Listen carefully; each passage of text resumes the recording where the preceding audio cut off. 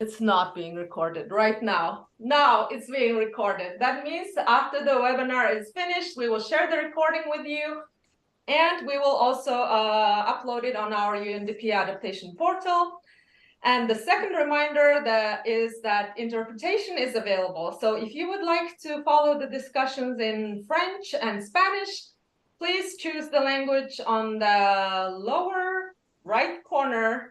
There's a little button that says interpretation. So please choose the languages there.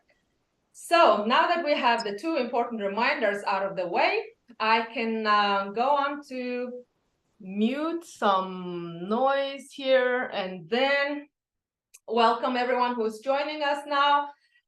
So I was saying that this is the third of the series of global exchanges that UNDP has been organizing with partners as part of its support to the UN Secretary General's Adaptation Pipeline Accelerator.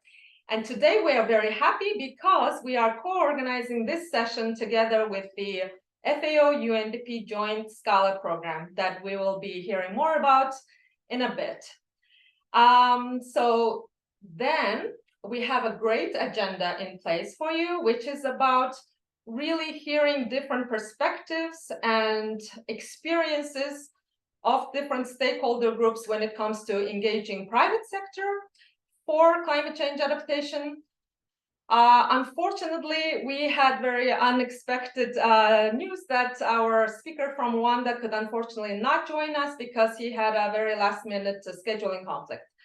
So, but I do hope that we have other government representatives in the room who would be interested to share the perspective from the government side when it comes to enabling environment and other measures that they are taking to engage private sector. So with that, I would like to ask my colleague Olivia to launch a poll, which is supposed to be our little icebreaker, to see who's in the room. Because as you all know, adaptation is a whole of society effort, and we want to know. And the discussion that we will be having in the panel discussion is exactly that. We want to hear from different parts of the group. So if you could share with us which group you are representing today, whether it's the private sector that we're talking about today, but then also government, civil society, academia, UN, international organizations. So all of this has a role to play when it comes to engaging private sector, as we will hear later. So it would be great to hear from you. And if you're clicking other, which means I have failed to put a label on it, we would love to hear from you in the chat. Which part of the society do you represent? I mean, I was told not to use the word stakeholder. That's why it would be great to hear from you.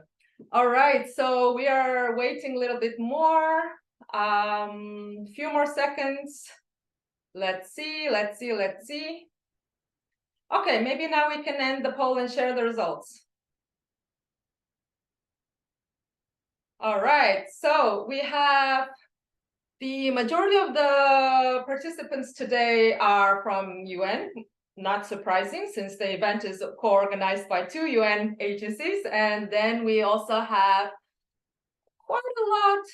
Actually, private sector representation and government representation is almost equal, 13 and 14%, which is great, because this is the discussion that we would love to have with all of you.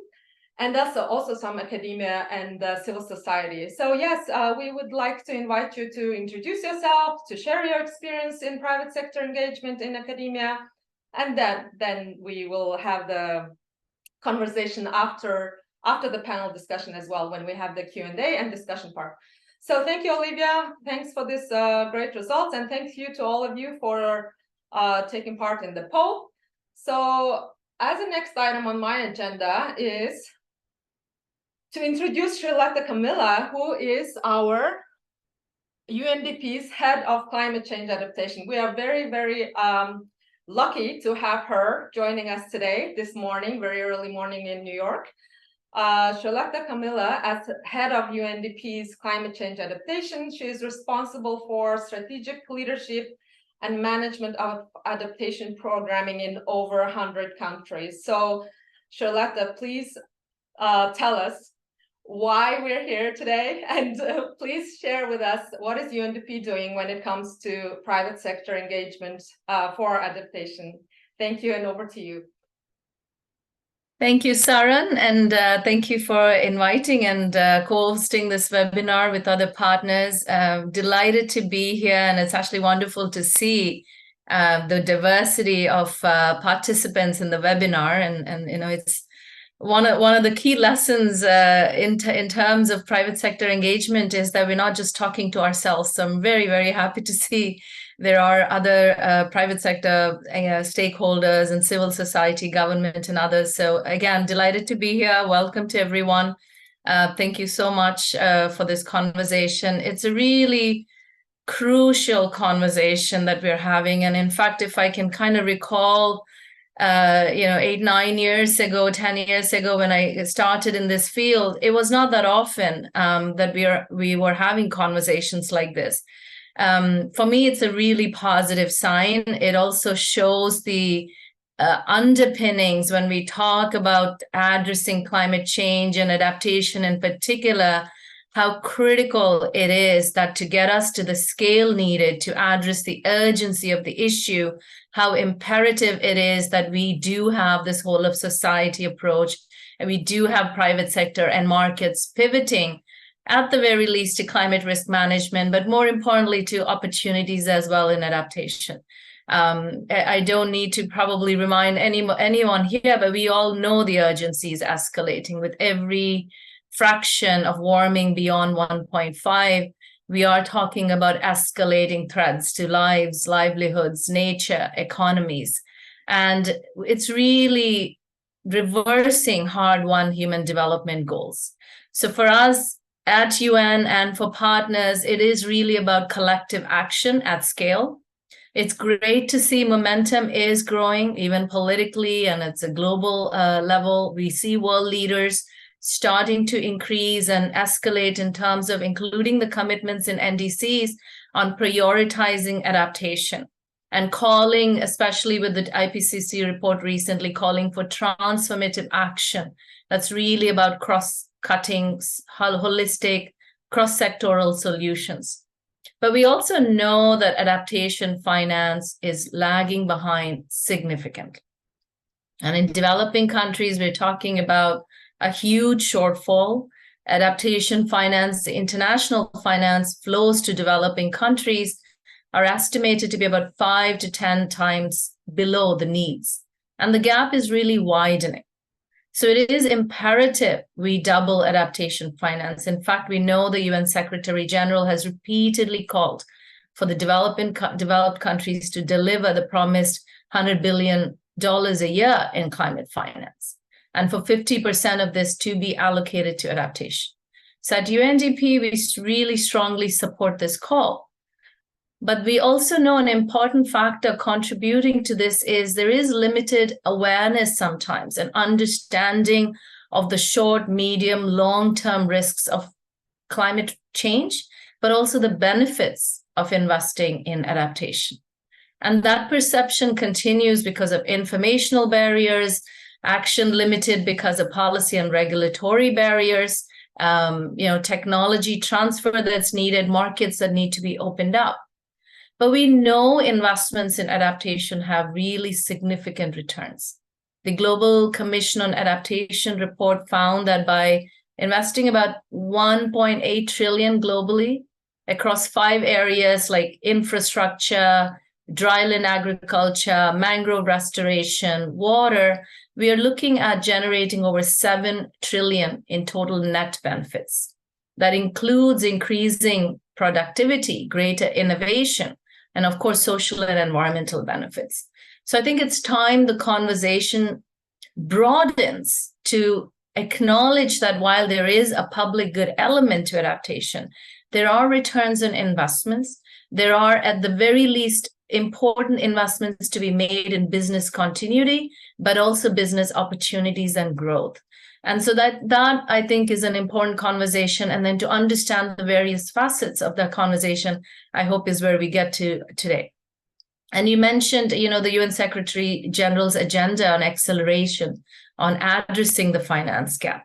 And we are proud at UNDP to be one of the core implementing partners of the Adaptation Pipeline Accelerator.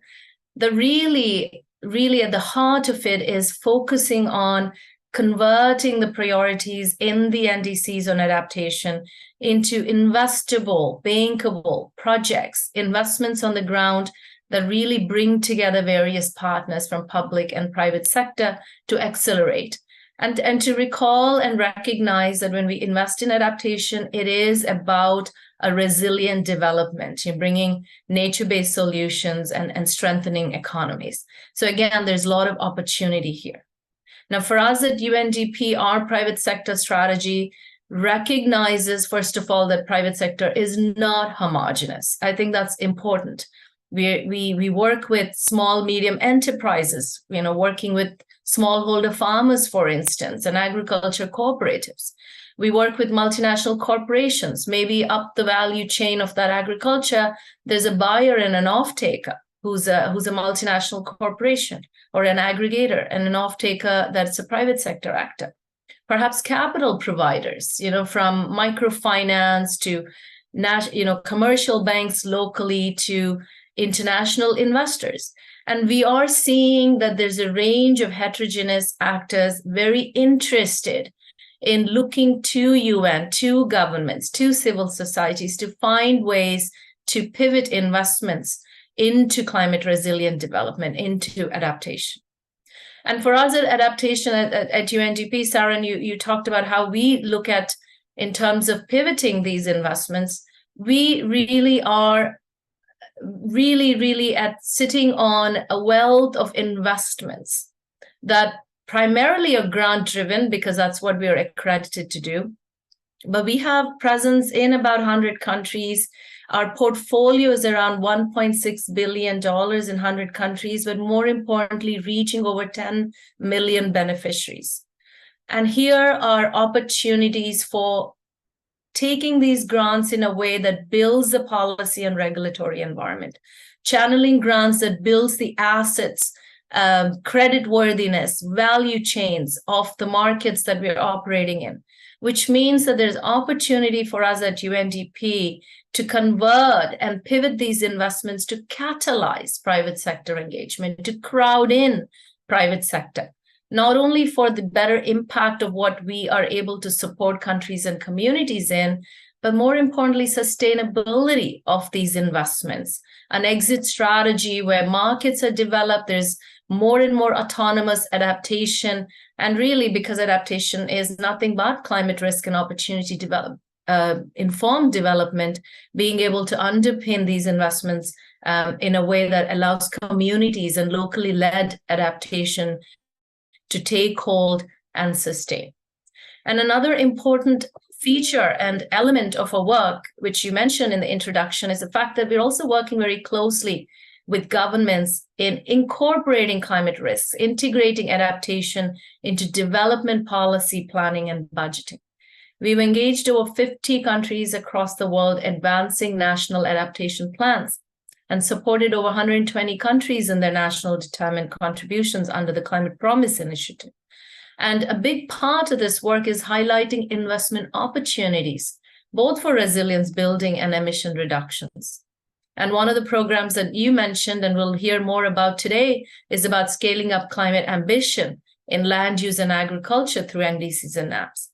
And an important element of that program is how can we strengthen private sector engagement in adaptation, especially agricultural and food systems, which is very much conducive to private sector engagement with the markets, the products and services that are entailed. So for us, it's critical. How do we de-risk private sector? How do we create markets? How do we create an enabling environment? How do we strengthen public-private partnerships? And more importantly, and not forgetting that ensuring this is inclusive, it's locally led. We celebrate and advance entrepreneurship on the ground. We have opportunities like the Adaptation Innovation Marketplace that hopefully Charles can mention in the conversation, where we're really looking at spurring local innovation, technologies, business models, and practices. So for us, really at UNDP, it's about this collective action, the whole of society. And we just cannot, as the world, achieve the ambition and address the urgency of climate change without private sector, without these investments, without the markets. So I really hope today's dialogue can provide us some actionable insights. We are at a moment, at a cusp of where we need action at scale. So we go beyond conversations, but it's great to see what works, what doesn't work, and we hear about different voices. And I really hope that those participating beyond the panelists will also share their voice and insights and suggestions. And I wish everybody a great conversation, an actionable one. And we look forward to working with everybody as UNDP across the society and really stand by and stand with all of our partners in this effort. Again, thank you so much for the conversation. I'll be able to stay for another half an hour and then I exit, but really looking forward to the follow-up. And thank you again, Saran. With that, maybe let me convert this conversation back into beyond the opening to get us going in a dialogue. And for that, let me invite Charles, who's an investment specialist working with our team based in Bangkok. And Charles, over to you to moderate and get the conversation going. Thank you. Sure. Thank you so much, Alada. And thank you, Sarin. I can see the chat function has been enabled. So please help us to type your name and where you're from and what sort of a society, whole society you represent, maybe from the UN, from the NGO CSO side, from academia, from the private sector, from the government. We have a great panel today representing different parts of the society. Unfortunately, Thierry from the Ministry of Finance and Economic Planning, Rwanda, could not join due to a last-minute shift of his parliament session. So I really hope to hear the government participant from the chat to provide your valuable insight in the follow-up Q&A session. We have Anjali Vishwam Mohana, the Director of Policy, Asia Investor Group on Climate Change, a group representing $32 trillion of asset manager, to speak from a large institutional investor perspective. And of course, we have Joseph Ali, the founder and CEO of Co-Found Nigeria, where he's an entrepreneur, he's a founder, and he's fighting on the front line of climate change. And lastly, we have Julie Tan, the technical specialist on national adaptation plans and the global coordinator for the SCALA program. So we will hear from different perspectives, but I really want to open with Joseph Ali, where he is the CEO of a private sector company, and he's actually working on the front line of climate change. So Joseph, please come in and tell us a little bit about how as an entrepreneur in Nigeria, what does climate change adaptation mean to you? What are the opportunities you see, and perhaps also what are the challenges you face all the time? Joseph, over to you. Can you hear me? Hello, okay? Good afternoon, and this wonderful conversation. Good afternoon to my fellow panelists. My name is Joseph Ali, and I'm the CEO of Co-Farms. I will just dive into it. Looking at the perspective of Co-Farms and all the activities we've been engaging in terms of climate adaptation and also mitigation, more an opportunity to create and also support business to adjust to the changing climate. So in Nigeria, for instance, the issues of climate changes are still growing. A lot of people are still adapting to it. Some believe in it, some are more or less not believing in it. But when you look at some of the data between 2019 and 2020, a total of about 1.9 billion was invested. $1.9 billion was invested into climate-related businesses in Nigeria. And according to African Development Bank, by 2030, Africa will need an average investment of at least 3 trillion to be able to meet up with the NDCs of Africa. Dans les années à venir. Mauvais son,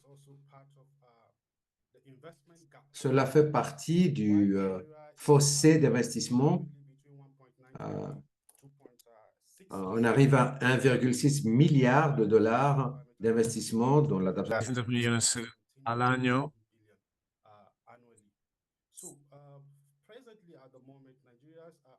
Ahora mismo en Nigeria, sus negocios, la adaptación, se están centrando sobre todo en los aspectos de la agricultura y en energías renovables. Por eso en Co-Farms tenemos un sistema sostenible que crea un sistema de comunidades en la agricultura. Agricultural production. So by our model, we will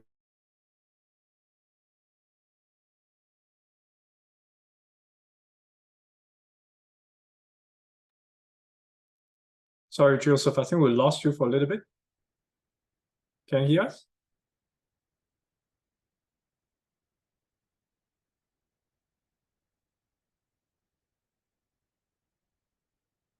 Hi, more Joseph. resilient to climate impact. We are also producing on a much more better soil, whereby the soil conserves much more water, reduces evaporation, and then the issue.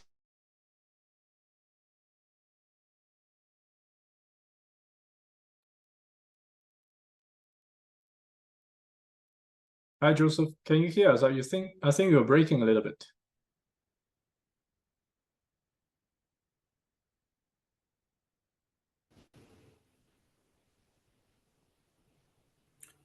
Hello. Hi, Joseph. Yes, could you go back to about 2 minutes? Okay. So Great. We can hear you now. it's okay. So like I said, with some of the activities we put in place in terms of working with smallholder farmers and then small and growing businesses in Nigeria, we are able to be able to increase the resilient nature of farming system in Nigeria by moving from the conventional system of agriculture into a much more sustainable system of agriculture called the regenerative system of agriculture, so the food forestry system of agriculture. Reduce water to be able to commercialize and also invest more in the system of agriculture in Nigeria. Look at the opportunities. Like I said, focuses are being made more on agricultural sector. But when you look at some of the opportunities in Nigeria, the issues in terms of climate crisis in Nigeria has always been drought,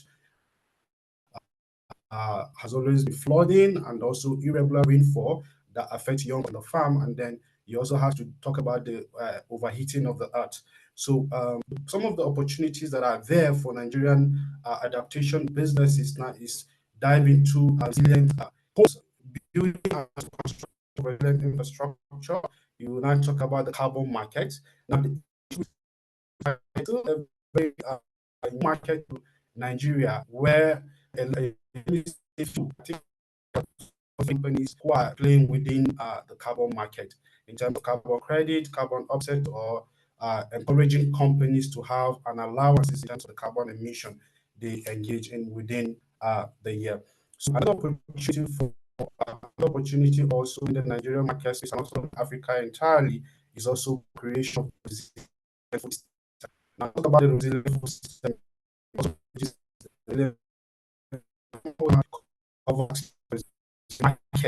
That whatever food that is being produced used properly, and we reduces food loss in the farm, and then also food waste down to the market. Now, the aspect of renewable energy, it's one of the growing parts, especially looking at small communities whereby power is an issue for them.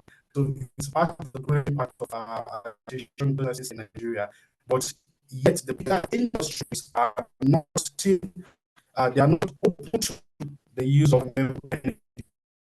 Companies like Agile have been hard to be able to set up businesses within the renewable energy sector, but the acceptability at the moment, maybe because starting working with renewable energy, it starts to be a little bit expensive at the beginning, but in the longer run, it's always cheaper and also better for the community. So technology is another part of it. We have a company that create a technology system that we use in terms of working with our smallholder farmers. Now, this technology system, what it does is that it supports the farmer. It allows the farmer to be able to get weather reports in terms of what are the seasons of rainfall, when are they expecting the next rainfall, and then some of the preparation they need to do. It also provides them with data on pest attack, provide them with data in terms of the NPK for the soil, looking at the nitrogen available in the soil, what part of the farm do they need additional source of fertilizer in terms of growing their commodity. So those are some of the opportunities available within the Nigerian market space. Now, when you talk about the challenges, perhaps maybe, I think one of the challenges is still the gap in investment.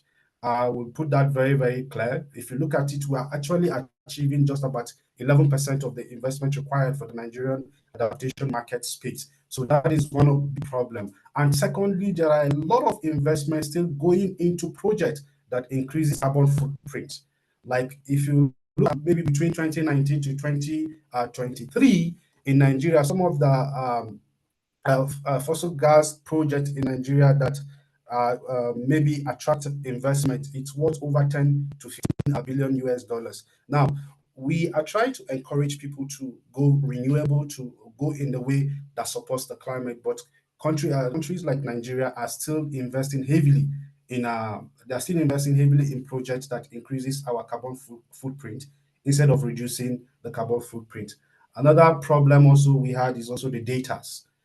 There are a lot of data gap. You can hardly find data in terms of some of the businesses in Nigeria to see where they are, what they need, and some of the opportunities they could also create. And then also, lastly, most of the solutions are also new. So some of the solutions are still on development stages, whereby you cannot really talk about their effectiveness.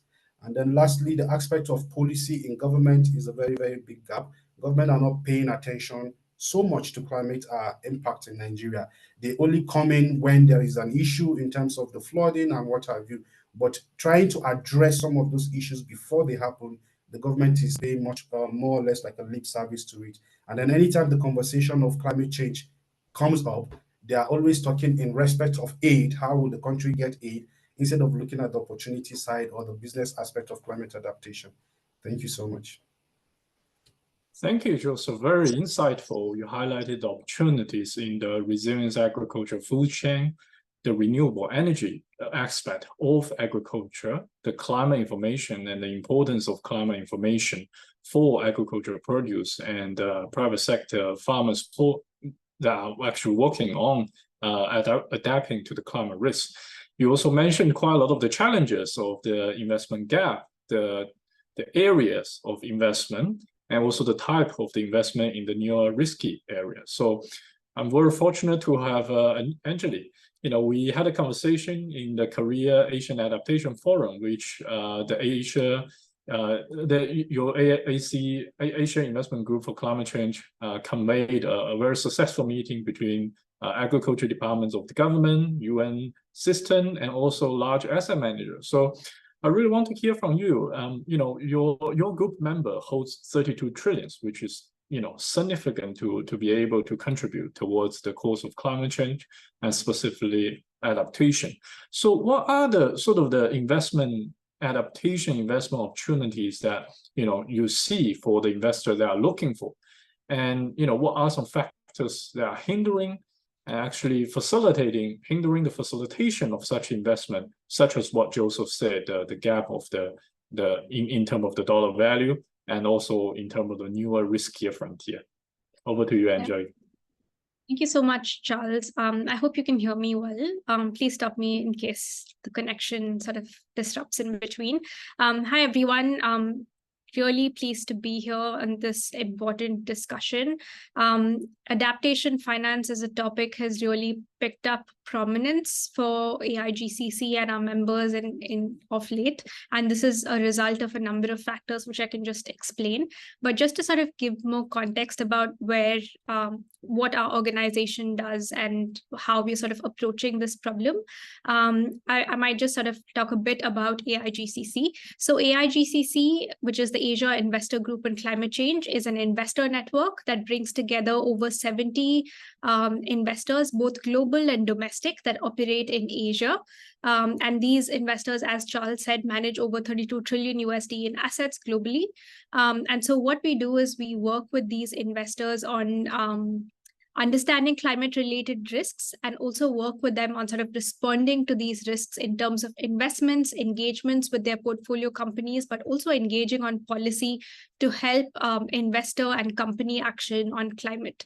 So that's the pillar of work that I lead. And so when you look at why investors such as these sort of looking at adaptation is basically twofold.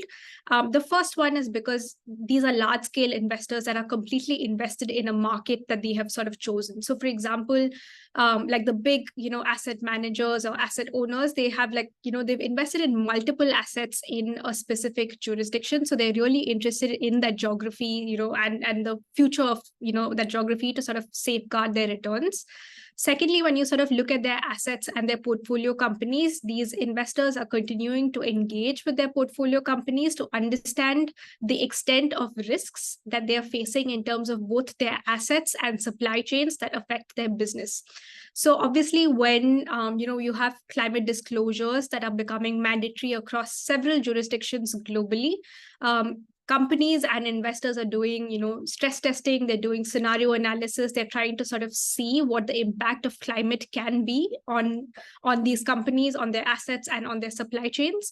And as a natural response to that, they're sort of also thinking about how to protect these assets, how to protect their supply chain. So they're asking companies these questions, and investors are sort of working together with companies on identifying resilience projects. And in a lot of cases, the harm in sort of this happening in isolation, if you don't sort of do this planning at a systemic level, is that there is a huge risk of maladaptation. Because if you're only trying to sort of protect assets, or if you're only trying to protect a specific supply chain, you're not really thinking about the holistic perspective of, the communities and the vulnerable populations that sort of surround possibly assets or supply chains. So what we're sort of increasingly trying to do at AIGCC is to sort of highlight these problems at a government level and also at an interregional sort of level, because it's really important to bring in these national level perspectives, interregional perspectives, because a lot of climate risks are sort of, cross. It's not just limited to a company, it's not limited to a country, it's not even limited to a specific region, right? All of it is quite interlinked. So we really see value in sort of doing these discussions at a much higher level than at a company level, which is what is currently happening. So what we've been trying to do is to sort of engage with governments to identify means and mechanisms to sort of bring in discussions amongst these different stakeholders that are trying to manage climate risks. So this includes governments, it includes companies, it includes financiers, it includes solution providers as well. And so trying to sort of, have these dialogues to identify, firstly, if there is a common understanding of what the physical risks are, because I think that's quite fundamental to conceptualize the projects at scale that is required to protect economies. So what we're trying to do is to sort of establish what is the sort of scenario that we're looking at in terms of guarding, what is a possible timeline that we're looking at in terms of sort of guarding a country against physical risks. Is it 2050? Is it 2070? What sort of scenarios are we looking at? Are we looking at a 1.5 or beyond 1.5? And if it's beyond 1.5, what is the sort of stress that an economy will be facing, and how do we sort of guard against it? And then sort of based on these discussions, having a common understanding of physical risk, then you can sort of start thinking about how to develop projects. I think a big sort of step towards that is to, have a pipeline of projects that will help investors think about the best ways to sort of finance these projects. And we're really finding that this is lagging in a lot of the engagements that we are having with governments, but that we're having with local governments or even national governments, like having a pipeline of projects that's ready to be financed, so we can start thinking about the financing models that can be applied. I think it's also important to note that some of these big investors largely invest in public markets. So sort of also looking at mechanisms that can be implemented so that finance can be routed from, these big institutions. I think what we're seeing in the adaptation sector is quite similar to what we faced in the mitigation sector like a while back. I think it's important to sort of look at the big sources of finance that's available and match that with what the need is. I think even for mitigation, that sort of like took some time to like get the right players that have like access to big sources of finance whose objectives are aligned. So for example, like all of these big institutional investors, their objectives are very climate aligned. And so this capital is sort of ready to be invested. It's really essential then to be able to think of ways to target this finance, both in terms of projects, both in terms of also instruments that can be used to sort of bring in this finance, right? So like how green bonds were sort of, developed to bring in finance into mitigation, and green bonds can still be used to sort of, bring in finance into adaptation, but it's really about conceptualizing projects and sort of classifying it as adaptation and bringing in, or like targeting specific investors and bringing in that finance. I think maybe those are sort of some high-level comments on this. Maybe I can stop here. No, thank you. That's really insightful. I mean, the climate projection on what scenario facing and how that is going to affect the physical climate risk is one important factor that many private sector really keen to find out. And then also the readiness of pipeline is something we relatively always hear from the private sector that is a request from, do you have a pipeline? Do you have an investable pipeline? Do you have an investment ready pipeline that we can put our money to? And lastly, you sort of touch a little bit, but it's really also about the size of the transaction and the aggregation of the transaction, because some of the institutional investor doesn't necessarily work on a 20 million, 50 million project piecemeal. They tend to work on the billions of bond issuance or the larger transaction of aggregated asset facility. So it is really a space that I think that require a lot more dialogue between the understanding of the front end of the entrepreneur and the back end of where the large institutional investor. I think there's still quite a lot of gap remain.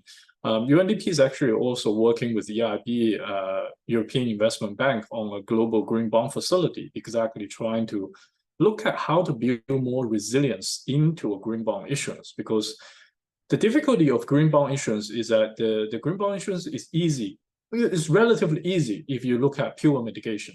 It's a lot harder. You want to divert a green bond to resilience building, to adaptation, because you rarely get to that size. So it's something that really UNDP working on actively with our partners, with other development banks, to look at how to build the resilience into the larger scale of investment. Now I want to pass to Julie, representing UNDP, from your wealth experience of working with the National Adaptation Plan, which is a very instrumental document for the national government to plan with their adaptation planning and adaptation investment. And you're also coordinating the SCALA program for UNDP and FAO. I just want to hear from your perspective. Firstly, how does the implementation of these national determined contributions, national adaptation plans in the land use and agricultural sector is implemented? How do we emphasize, private sector engagement in these strategic documents? Can you share some experience of that? Thank you.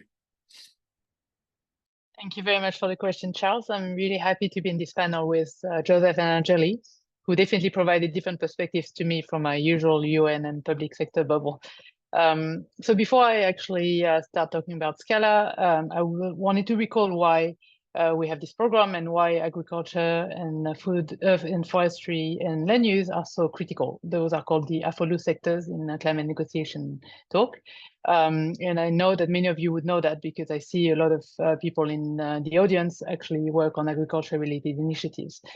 So these sectors, as a short reminder, are really paramount for the economic development of most of the countries, especially low-income countries, and they're also obviously essential for food security. At the same time, they both contribute to climate change with a share of emission of 13 to 21%, and they're also among the most at risk to the adverse impacts of climate change. But as many people have already pointed out today, there is a major funding gap in the AFOLU sectors. It's estimated that we need about 26 times what we currently have in terms of funding to make that shift to low emission and climate resilient trajectories for these sectors. And I also wanted to point out that this is not only to be seen as costly, but also as an investment, as also Anjali has pointed out, as for $1 invested, you could potentially get $15 as return for society and businesses. And private sector is central to the FOLU sectors, as most of you know, they're all over the value chains.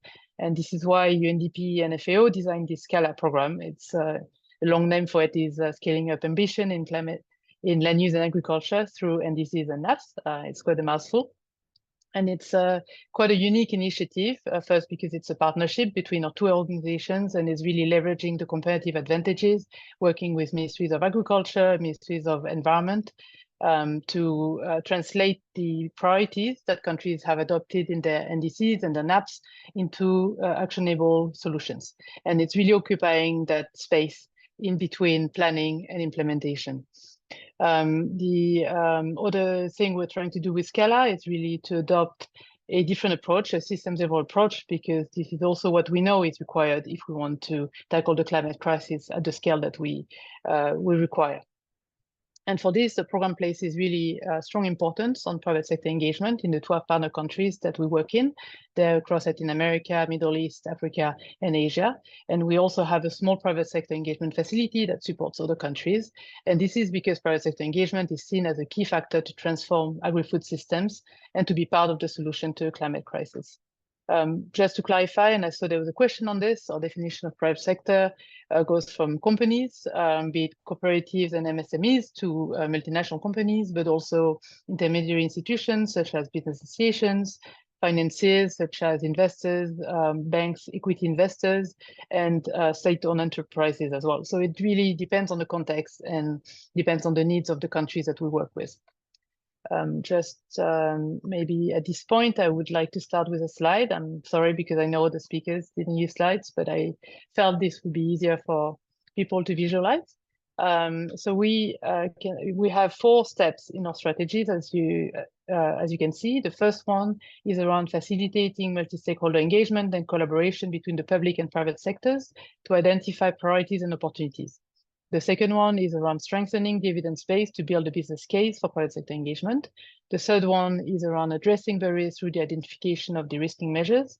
And the fourth is to catalyze investment at scale through the co-design of initiatives. As Anjali mentioned, it's really key to have a pipeline of projects. And this strategy builds on UNDP's work on de-risking private sector engagement in climate change adaptation. And it's a step-by-step approach that countries can use in a modular way, depending on their needs. I'll go into a bit more details in my following slides. So the next slide. So our first pillar, it focuses on convening stakeholders and especially various private sector actors from the diverse types of stakeholders from private sector that I mentioned to analyze NDCs and NAP priorities and look at the overlapping priorities for business opportunities and to identify joint climate solutions in those countries. One example I want to share is in Senegal. It's one of our 12 SCALA countries. And there, through the application of something we call the Climate Action Review Matrix, which was designed by SCALA, the country has selected millet and vegetables gardening value chains as the priorities, and they have conducted a private sector mapping using also a SCALA design tool to with the different actors along the 2 or 3 value chains, because the vegetables gardening is several value chains, and convening some dialogues to understand better the risk and opportunities in climate change, and also identify with the stakeholders the type of actions that could be done jointly. Next slide, please. On the next slide, this is our step 2. It's around conducting studies and designing tools to enhance the evidence base. And this is on climate risk, on emission contributions, on private sector entry points along the value chains. And this is really required to inform solutions that can unlock private investments. An example of this is in Ethiopia, which is also one of the 12 SCALA countries. There we are conducting what we call a systems level assessment. In this case, the system assessed is a watershed. And this assessment consists in value chain analysis of key commodities in 3 watersheds. This value chain analysis will be conducted through the application of something quite innovative that we designed with FAO as well, called the Value Chain Analysis and Market Development Toolkit. And it's looking at the value chain through three lenses: market development, of course, but also climate resilience and women empowerment. Next slide, please. Our third pillar is around identifying and analyzing risk, barriers, and de-risking instruments that will help design targeted public-private de-risking strategies. And an example of this is in Costa Rica, where one of the de-risking strategies that was identified was around a certification system for deforestation-free beef. We work with a public-private livestock corporation called Coforga, and we're piloting this scheme, looking also at doing a market study that can define best strategies and opportunities in relation to this scheme. And this certification scheme could hopefully provide concrete incentive for farmers to implement sustainable practices and ultimately support sustainable low carbon livestock system. Next slide. Pillar 4 is around ensuring that once you have the evidence-based, once you have strengthened the enabling environment with de-risking strategies, that you have this pipeline of project and program, which is often lacking. And this is therefore also really linked to the NAP and to the implementation of those adaptation plans. And it's really putting together the different information and building on the consensus that was developed through the different interventions, so that you can bring these intervention ideas into concrete project interventions and through this new financing stage. And those don't necessarily need to be led by the private sector. It can be led by the public sector, but we're really working towards having the private sector contribute to the design of these projects and having interventions that are part of these projects or programs. An example of this is in Mongolia, where the value chain of choice, one of the value chain of choice is animal husbandry. And this is based on the priorities that the country has identified in its nationally determined contribution. And we're assessing the impacts of a new tax law on livestock, and looking at how the revenue could be used to address degradation of pasture land, increase resilience and revenue for herders, and decrease greenhouse gases emissions. And following this assessment, a project will be co-designed with herders in particular, looking at how to set up herding standards and looking at how to crowd investment in different aspects of the value chain of livestock, skin, hide, cashmere, and meat value chains. And finally, I finished with my slides here, but finally, I just want to mention briefly that we have this private sector engagement facility, which aims at using the tools that we develop under SCALA, the expertise across FAO and UNDP, to support other countries. And this is a very targeted small support based on one request. At the moment, we're supporting 4 countries, Sao Tome and Principe, Somalia, Solomon Islands, and the Gambia. And the support, for instance, in Sao Tome is focused on the market study to assess the viability of bio-inputs for both export and organic products for domestic consumption. In Solomon Islands, we're looking at feasibility to support biogas from pig waste at farm level, and in order to also reduce emissions and substitute the use of firewood and mangroves for cooking. And at the moment, we're assessing other applications that we've received through last call, and we'll soon be starting to work with the governments to design the support that they required. So I'll share in the link in the chat the links to the SCALA portal under the adaptation website of UNDP, and on the FAO website. You'll find there the SCALA private sector strategy if you're interested. And to close, I am really curious to hear from the panelists and the participants on whether this approach resonates with them and how we can expand it and disseminate this approach. Thank you. Thank you. And it's very comprehensive in a sense. You've touched up on pretty much all the information that we shared in the previous 2 panelists, the climate information aspect, the enabling environment policy de-risk, plus the studies and feasibility study and investment preparation to engage with private sector. So, and with the expertise from FAO and UNDP, this will be able to help broker between the government and the private sector to facilitate a better conversation between them as well. You know, I've seen lots of questions and really lively discussion here. So please allow me to divert a little bit from the standard question we prepared. And I would just probably start going to the questions from the audiences in order to facilitate the discussion. So Joseph, could I turn to you? There's a question around, how is the missing middle really being affected on your operation? How do you feel SMEs or MSMEs or small farmer producers find it really hard to access to finance? So what are sort of the challenges? And do you, in your opinion, what could be done better to help MSMEs to facilitate to climate finance?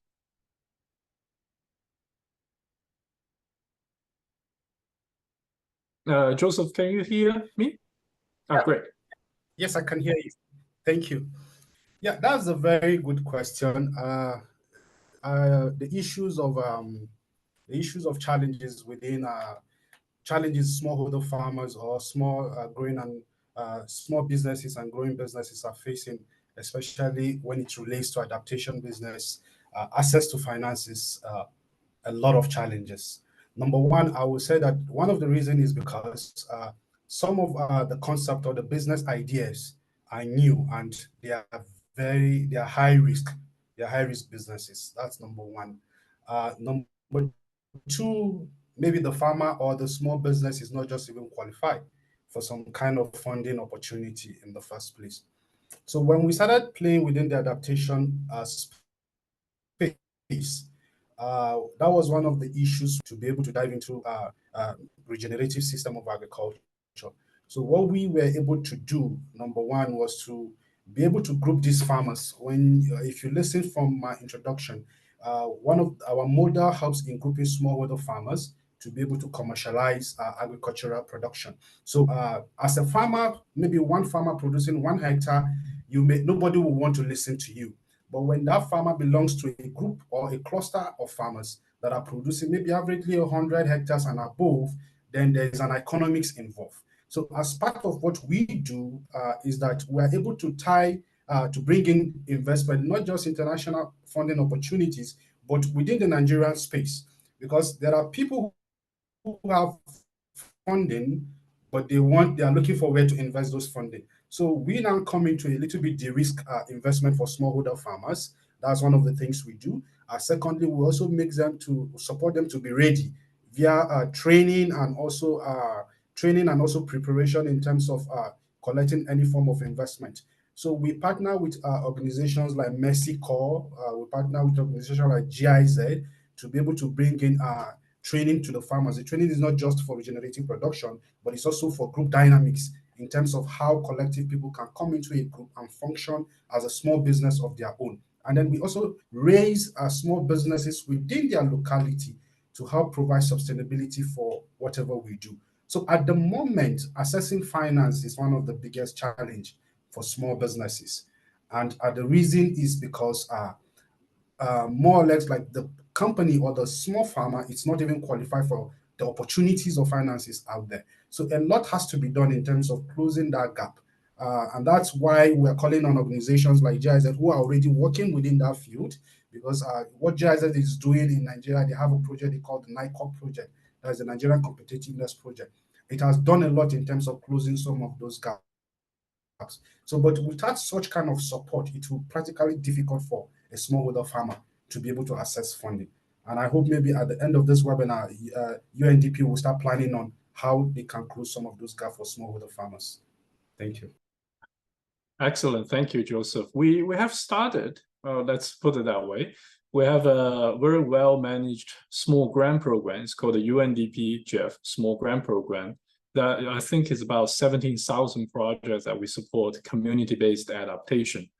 Although we have to admit those are more community-based adaptation building, not necessarily all of them are revenue generated or productive. So recognizing that there is a gap, recently we have worked with quite a number of organizations like Global Resilience Partnership, Climate Kick, and UNCDF, and also the Leeds University Development Consortium on a platform called the Adaptation Innovation Marketplace. This Adaptation Innovation Marketplace is designated to provide larger grants, up to 200K, to really support these aggregators, because we really believe these NGO CSO, some for-profit aggregators, that are able to aggregate smaller size business, smaller size entrepreneurs, smaller size smallholder farmer is a path to scale. So by providing exactly what you said, technical assistance, capacity building, and larger size grant funding to de-risk their operation and potentially add as guarantee, we are hoping to be able to expand this. Currently, it's been funded by Adaptation Fund, EU, and Jeff, but we hope to certainly work closer to expand such portfolio. Anjali, I want to pass the next question to you. There's a lot in the chat talking about, what are the right way to engage private sector, for government, for development agency, what are the right way to engage them? And also in the larger scale of investor, what do they perceive as adaptation? So there's a bit of talk about adaptation taxonomy, how does large institutional investor define adaptation investment? If you could touch up on these 2 points. Thank you. Yes. Thank you for both the questions. I think they're very pertinent to the discussion that we're having. And it's also topics that we've been thinking about quite a lot within ARGCC and also engaging with our members. And so when we've been sort of thinking about how to get institutional investors engaged in the topic of adaptation financing, where they can sort of engage and provide feedback on what's sort of happening in terms of conceptualizing adaptation projects as well, we sort of found that the adaptation planning process is structured in such a way that, that's a sort of ready process to sort of bring in stakeholder engagement on adaptation. So essentially, it's sort of like a platform where you're able to, conceptualize what the climate risks are and then work together in terms of thinking about projects and then also thinking about financing, which is why we've been sort of engaging with governments on sort of getting governments to engage with the private sector through the adaptation planning process. So the feedback from the private sectors is sort of provided at the right time frame before it's sort of, announced. And so that feedback is taken into account. And so we could work together on sort of conceptualizing projects and actually implementing it.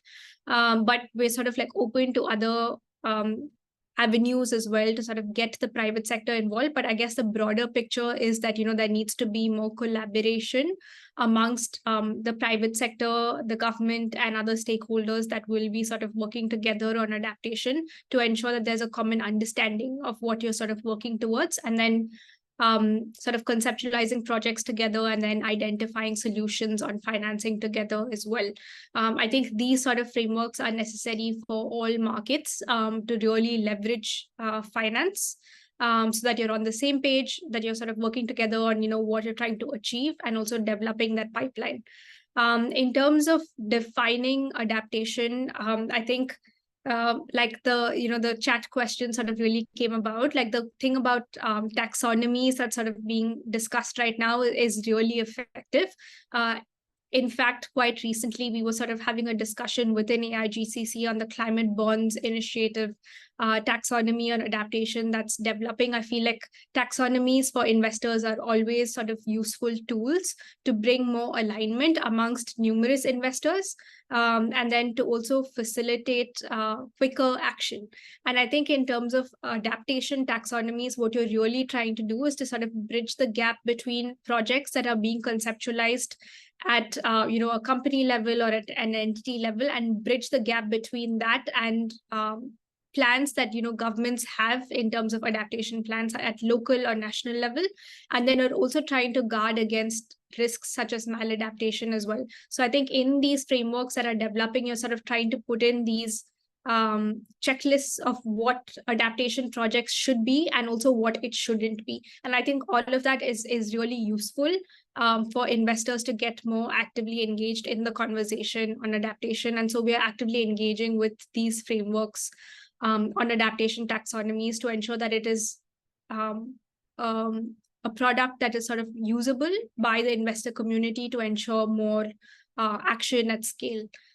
So I think at numerous levels, we're trying to sort of, work with entities that are developing these concepts and trying to translate that to national and regional levels as well. No, thank you. That's very, very helpful. And to be honest, there's quite a lot of taxonomy out there, isn't it? And if I just look, the European have the European green finance taxonomy recently pushed out. But if I actually dig deeper into the taxonomy, the application of the resilience is going to be very, very challenging for least developed country, for country that with no data. So the compliance level for private sector, especially in developing country, in order for them to comply to some of the taxonomy is going to be a big challenge as well. Now the next question, so thank you very much for your insight. I think it would be better to collaborate and with the private sector and private sector especially to develop this taxonomy together will be more useful to bridge the gap. There's a couple of questions around the NAP as well. So Julie, if I can turn to you. One is, what are some of the initial impact evaluation of NAP? You know, how do we know the national adaptation plan is desired and creating impact? And the second question is around knowledge sharing and advocacy of the national adaptation plan. How do we actually go about that in either NAP or SCALA to make sure the knowledge built within these programs is being disseminated to academic, to CSO, to NGO, and other wider community? Thank you. Thank you for the questions, and they go beyond private sector engagement, which is also more of my expertise actually than private sector. I mean, the answer to the NAP impact, to be honest, is very simple, since actually most NAPs haven't been implemented. It's not really been assessed whether they have an impact or not. But this actually calls for a very important part of the discussion, which is how do we measure progress on adaptation planning? How do we measure the impact of adaptation measures? And there's a whole discussion that is going on, and the whole development of literature, both at scientific level, but also at policy level, on what defines an adaptation indicator, how do you conduct impact evaluation of adaptation initiatives, and overall, how do you design M&E systems for adaptation that are integrated within the broader country system? As Zlata mentioned in her opening remarks, adaptation is at the core of development, and it's not always easy to look at the attribution and at what is defined as an adaptation initiative. So this is really a key area that needs to be developed. And by the way, this is also something that SCALA is working on agriculture and land use, and something that UNDP more broadly works on. But it's still really a work in progress. And again, in short, we haven't assessed the impact of NAPs yet, because they only 40 or so countries have now submitted NAPs. Many of them are still in the process of planning, and also it's an iterative process that can be revisited and improved with more evidence and with better stakeholder consultation to prioritize actions, etc. Sorry, I forgot the second question now. Around advocacy and knowledge sharing of what we learned from this private sector engagement and de-risking private sector with CSOs and NGOs and academics.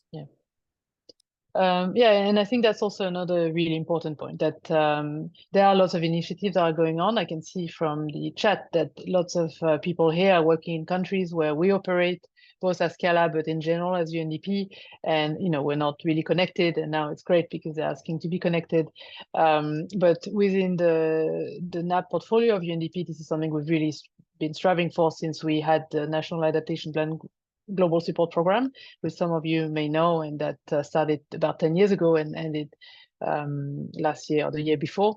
The knowledge exchange and knowledge management was really one of the biggest components, because indeed it is about making sure there is consensus around what is being done. It's also about sharing. It's about capacity building of governments and different stakeholders on what planning for adaptation means, how to use climate science, climate data, and also other types of information, economic information, etc., to plan better and adapt for climate change in the different sectors. It is also important because, as we know, we really do need a stronger evidence base if we want to make the case for adaptation, especially if we want to attract private funding. And all of this is really key, and a big part of what UNDP is doing as part of the Climate Promise, as part of the Adaptation Pipeline Accelerator, is to build knowledge. And this webinar is one of the activities that we're doing to raise and increase understanding of these issues and disseminate our tools, and hopefully be able to support more countries, more stakeholders in this process. And we also do a lot of work within the negotiations and working with the UNFCCC and with the climate conferences, etc., to be able to present some of the work and to raise the profile of adaptation versus mitigation, and ensure that some of the messages are really taken forward by the policymakers and decision makers. Thank you. And, I think yeah, you can find a lot of information, and tools that we have on the adaptation portal of UNDP, as well as on the FAO website for the agriculture more specifically. Thank you. Now, I think it's important to translate the point of the private sector's message and convening that through the international forum. I think that's actually a critical part where UN agencies and UNDP are doing, making sure the private sector voice is heard into this in a very integrity way, not in a sense of just supporting private sector, but making sure there's a fair voice for all part of the society. Also, we have a very successful climate finance network program in Asia that conduct a lot of multi-stakeholder convening, talking about climate finance between government, private sector, and SMEs here. I think our colleagues is also online for that. Now, I want to open for the floor. Now, since we only have about 22 minutes, if you have any question on the floor you want to speak from the floor, let me see if Oliver, you can support participant that you want to share and ask question. Okay, we have 2 already. Maybe we can take in order. Nurul, I might have butchered your name, but is that possible to get Nurul to speak first? Yes. Yeah. Okay, floor is yours. Can you hear us? Who is speaking first? You are. Me? You are. Yes. Thank you. My name is Nurullah. Thank you very much for today's webinar. It was a very informative. National Climate Finance Analyst at MAP project in Uzbekistan, and there is a subcomponent in our project. It's about engaging private sector in climate change adaptation actions. Now we are about to start this activity, and there is a key deliverable, which is private sector baseline analysis. And we are a bit struggling how to start, how to analyze and assess the risks and barriers which exist for private sector to participate in climate change adaptation actions. Could you somehow shed light on or just give us some piece of advice on and navigate me how to start this assignment? Thank you very much. Thank you. Andrew or Julie, which one do you want to take on this? Julie, do you want to have a go? Seems it's more like baseline assessment. Sure. Yeah, I think the strategy we designed under SCALA, as I mentioned, is based on the UNDP adaptation one in general and is applicable to other sectors, obviously. So I would be very happy to share with you. I think I shared in the link the private sector strategy. So as I mentioned, I think the first step is really to map out the stakeholders. Also specifically linked to the specific sectors that you have prioritized in your country's adaptation plan, or whatever name the strategy has. And it's really key to make sure that you also consult them from the beginning, so that you make sure that whatever intervention you're designing is really based on their needs and incentives, and that they're engaged throughout the process. I mentioned the second step would be more around the evidence base. So it's also after discussing with private sector and also with the government what the priorities would be to conduct specific studies to make sure you build a business case. And so forth. So those 4 steps that I mentioned, I think they can really clearly be applied to your context. But the first step is really this mapping of stakeholders, of opportunities, and consulting private sector from the get-go. Thank you. Let me actually take a few since we have quite a number of hands. So could I get Bello to speak next? Bello? Do you want to come in?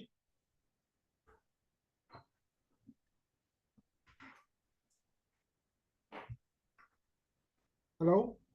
Hello, yes, we can hear you now. Okay. Good afternoon, yeah. Okay, so what I would like to mention, my name is Bello Kwayemi from Nigeria. I'm the CEO, Mobile Consult Limited.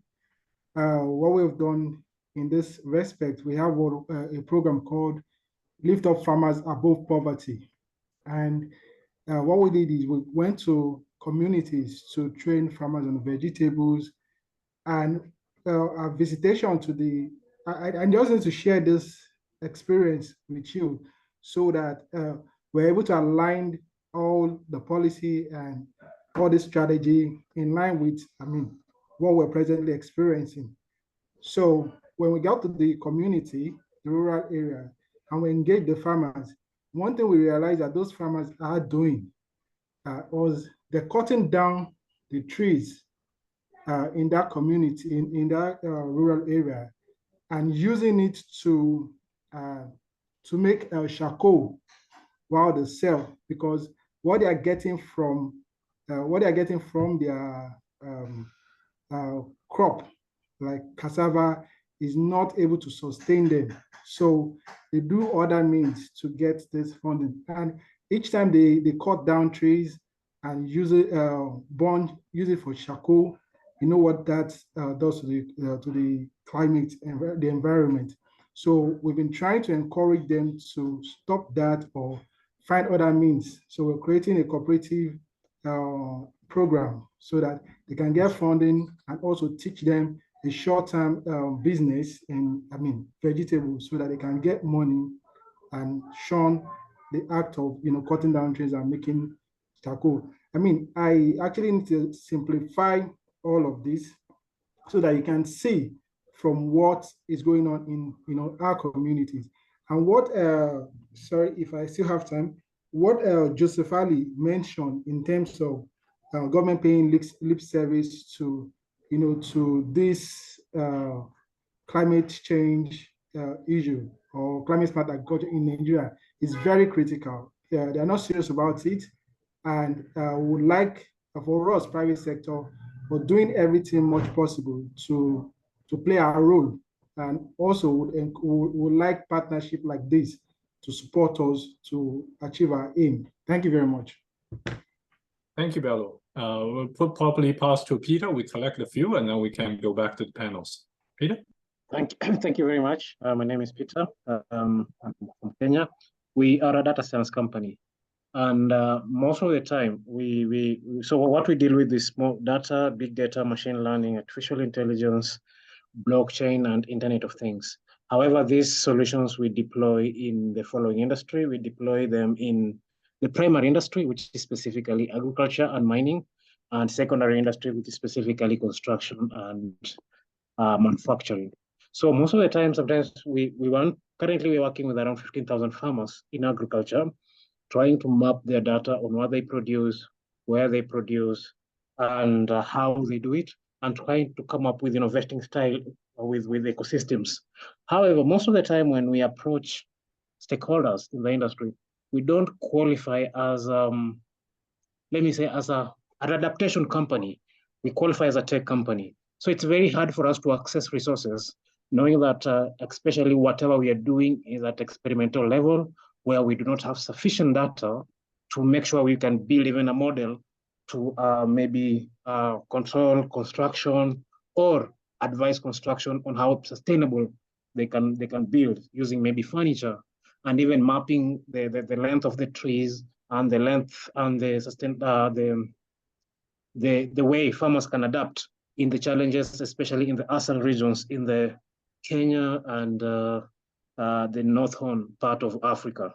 So most of the time we don't qualify for these funds simply because we are a tech company and want to know if there are opportunities for us maybe to collaborate with individuals, institutions, so that we can try and mitigate this challenge. Thank you very much.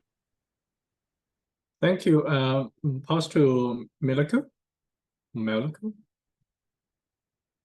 you want to come in?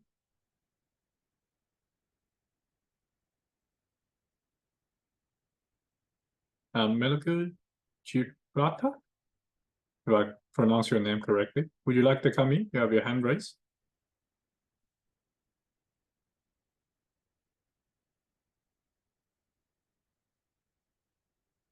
Can you hear us? Melika? Maybe we can continue with, Okay, maybe we can address this ones. Yes, okay. There's also a question from the audience that AIGCC suggests building adaptation investment pipelines to speed up private sector engagement. What about adaptation investment taxonomy? So I think we've addressed that one already. Elizabeth? Hi, Elizabeth. You have your hand raised. Do you want to come in? Yes. I'm Elizabeth, co-founder of Botanic Treasures, where we are incentivizing farmers to grow useful trees and develop food forests. And we are taking the useful trees, that is moringa and neem and such like. So the scenario is we have a farm base of 1,500 farmers. And we have already onboarded some of them. In Kenya, we don't have extension help from the government. So it is us plowing back our profits to onboard these farmers to set up these food forests. And in some instances, when we get grants, we are able to share seeds with them, and we encourage them to share seeds among themselves, and even more with the widows. So my question is, we are now kind of pivoting towards carbon credits, and we have approached farmers in some of the regions of Kenya where there is vast land, which is kind of bush, not really trees that it's more of bush. And it's thousands and thousands of acres, and we want to incorporate them into a food forest kind of afforestation purely for carbon.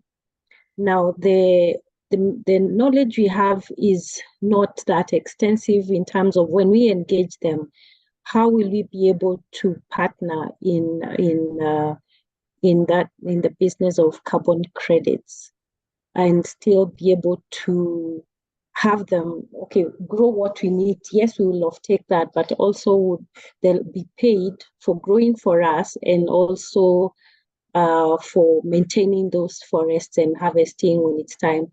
So we want them to grow bamboo, we want them to grow moringa and other high carbon sinking trees. We need quite a bit of financing to do that. They are ready and willing. We are good at the back end, and we are able to mobilize them, but we need some substantial amount of money to actually be able to actualize it.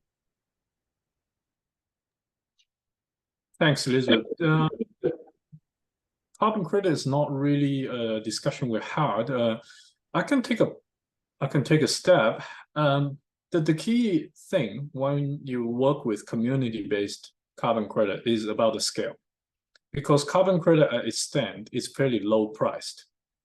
If a really high integrity carbon credit may be able to fetch higher price from the investment world, before you go into the space of spending a lot of money to do those, it's probably more wise to just have a check. Is it the scale you are working at, is it ever going to be sustainable? Because if you're working with 100 hectares or something, even 1,000 hectares per se, it's highly unlikely you will get a net positive return from carbon credit.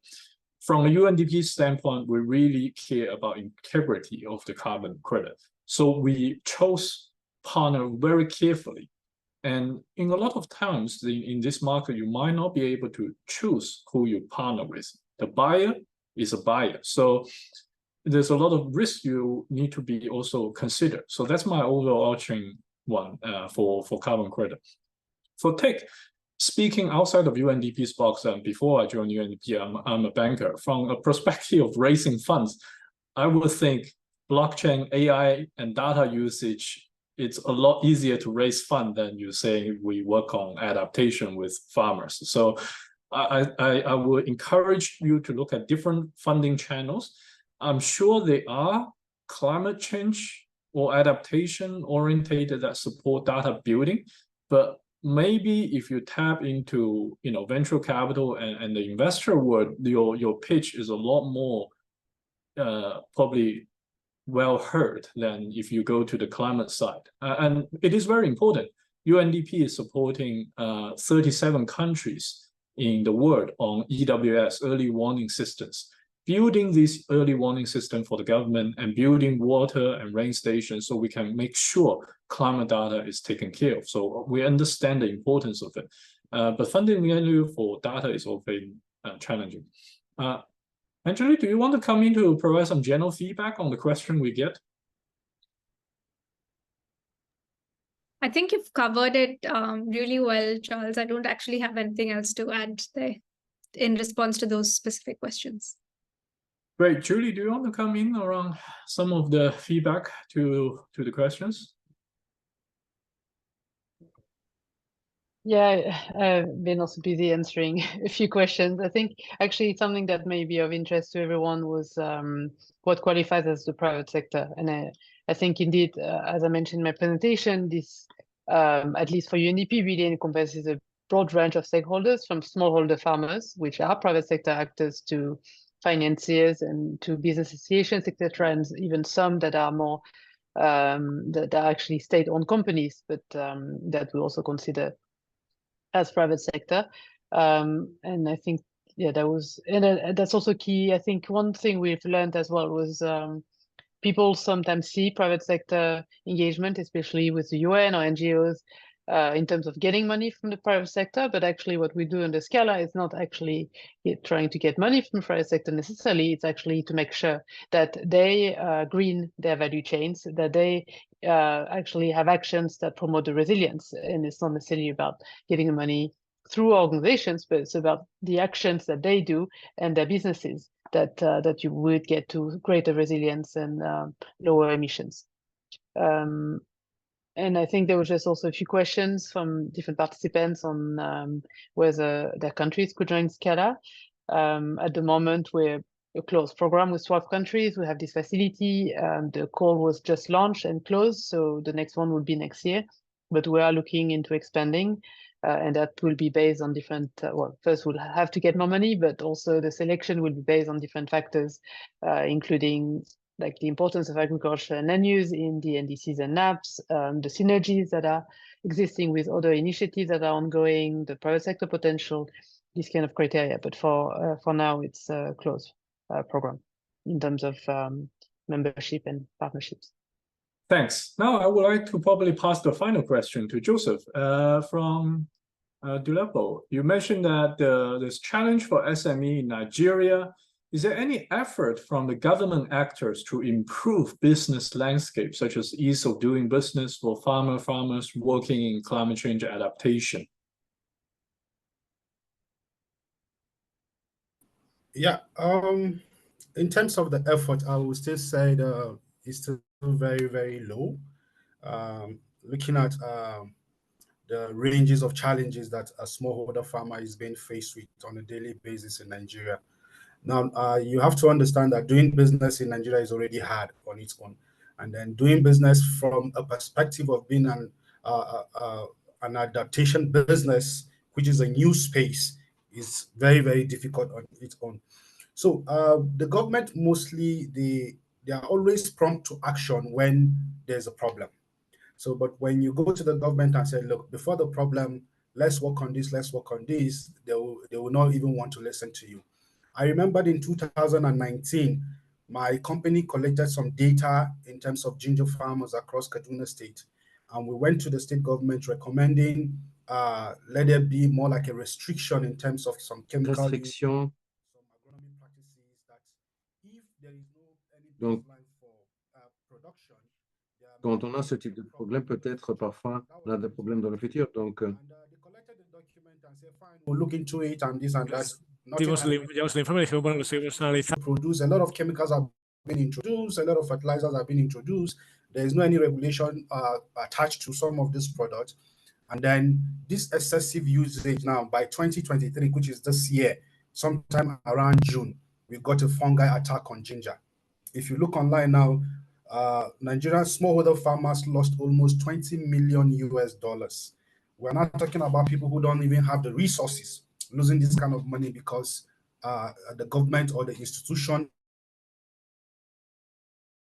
to make sure these things are being taken care of did not come up to do their job. So I would say at the moment, a lot of lip service is being paid to. In fact, as I'm talking to you, the fungi attack started sometime in June for ginger producers in Kaduna State. And till date, in fact, the Nigerian Export Promotion Council is even advising the federal government to announce pandemic on ginger production in Nigeria, and they are still going back and forth. So I don't want to go into contribution of the government. Yeah, they are trying in some aspect. Okay, like the second part of the thing now, my very honorable colleague Elizabeth, when she talks about our project.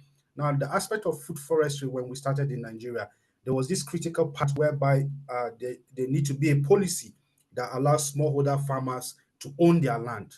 And that, as I'm talking to you, we've done almost everything and nothing is happening. So the support from the government is very, very low. And one of the advices I will also do, I will also advise sometimes when programs like these are being set up, we should also invite the government agencies who have the capacity to be able to set up policies to make up change and all of those things. So that maybe, because if I look at our engagement with Mexico and GIZ and then even Feed the Future, and you said, for everything we have to do, we have to carry the government along and we have to go in more or less like you submit documents. Sometimes when you said the government extension agent should come to the farm and look at what is happening, you have to pay their transportation, you have to take care of them for them to come and do their job. So there is a lot of gap in terms of communication between the policy makers, the policy enforcers, and those who are meant to enjoy those particular policy. So that is one of the biggest changes. So at the moment, I will say practically that government are more or less waiting for an impact to happen, and then they just go share relief materials and what have you. So, but I think with a platform like this, we can be able to amplify some of our small voices. You know, we have a smaller voices and we've been echoing these voices a long time, but nobody is listening to us. But with something like this, see how we can support these smallholder farmers, because we're talking about $20 million US for smallholder farmers who are making less than $1,000 per year. It's gonna be devastating on them, and not just for this year. It simply means that the farmers cannot also produce next year because they were expected to make small profits, keep some seed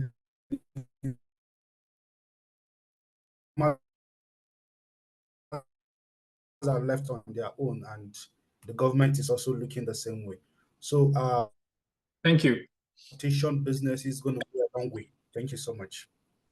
No, thank you. This is great. You know, we really value frank and very, very, very open discussion along this point. So, and I think, you know, you are just by hearing you and bringing the audience into this same room, hearing your experience, hearing the large institutional investor size thinking from Anjali, from UNDP side, from the colleagues GIZ, I can see GIZ colleagues and many CEOs of entrepreneurs and then other UNDP colleagues in the field. Hopefully we can collectively continue the dialogue, continue the discussion and collaboration, and translate meaningful actions to both of our stakeholders. For Anjali is for the investors and connecting them with us, and also translating our voice to them.